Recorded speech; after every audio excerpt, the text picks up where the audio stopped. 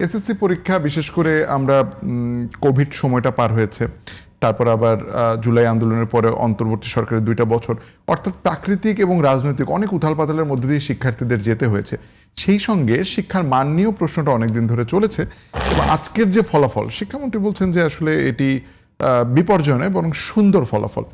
আপনার কাছে কি মনে হয়, এটা কি আসলে শিক্ষার্থীদের এক ধরনের মানে মনোজগতে পরিবর্তন এসছে পড়াশোনার বিষয়ে, নাকি পরীক্ষার খাতা মূল্যায়ন সবকিছু মিলিয়ে ফলাফলের এই দশা?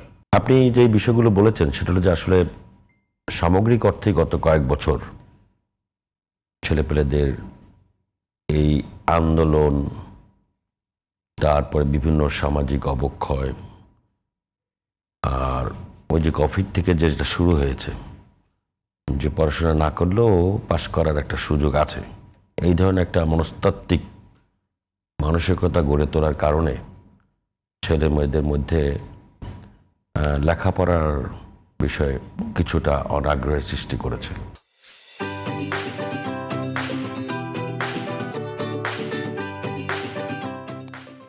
আবার যে কিছু হইলেই আপনারা যে ধরেন 24-এর যে কোনো আন্দোলন, এর আগে কোটা বিরোধী আন্দোলন, সেগুলো মিলিয়ে কিছু একটা হইলেই ছেলেমেয়েদের মধ্যে যে যাও ঘ্রাও করো, পরীক্ষা দেব না, এই বিষয়ে কিন্তু সচিবালয়ের মধ্যে ঢুকে গেছিল, মনে আছে আপনার 24-এর পরে। এটা দুঃখজনক ছিল। যারা যে কারণেই, যাদের উস্কানিতেই হোক, ঘটনা তো ঘটেছে। এরপরে পরীক্ষার ফলাফল নিয়ে দেখেন, এই যে প্রশ্নপত্র, এটা কঠিন হবে না সহজ হবে, এটা নিয়েও আন্দোলন। এটা কিন্তু অপ্রত্যাশিত, কিন্তু হয়েছে, এবং সেটার মধ্যে বিভিন্ন মহলের উস্কানি ছিল। এগুলো ছাত্রদের মাঝে কিছুটা প্রভাব ফেলেছে।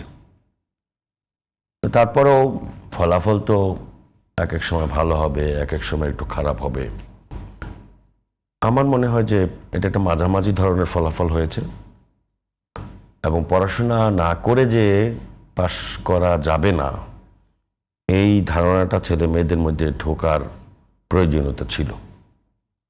এত কিছুর পরেও যদি তারা সবাই মিলে পাশ করতো এবং সবাই ভালো ফলাফল করত, তাহলে পড়াশোনার ক্ষেত্রে আমাদের শিক্ষার মানটা ভবিষ্যতে আরও খারাপের দিকে যেতে পারত। সেই জন্য আমার মনে হয় যে যা হয়েছে স্বাভাবিকভাবেই হয়েছে, এবং এটা আমি খুব একটা খারাপ কিছু দেখি না আর কি।